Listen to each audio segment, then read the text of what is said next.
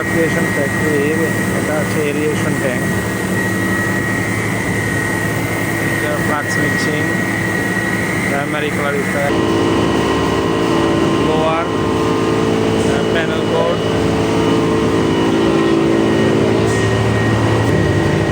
এটা হচ্ছে আউটলেটের পানি। এখান দিয়ে রিজার্ভ ট্যাঙ্কিতে যাচ্ছে পানিটা।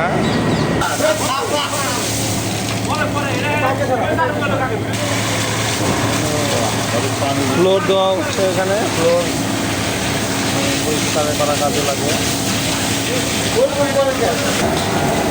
এটা হচ্ছে আলাদা লাইনের মাধ্যমে ফ্লোর ওয়াশ করা হয়।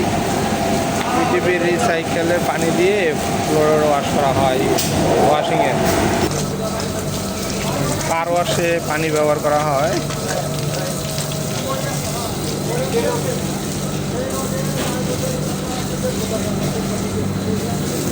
গার্ডেনিং আছে, গার্ডেনিংয়েও পানি দেওয়া হয়।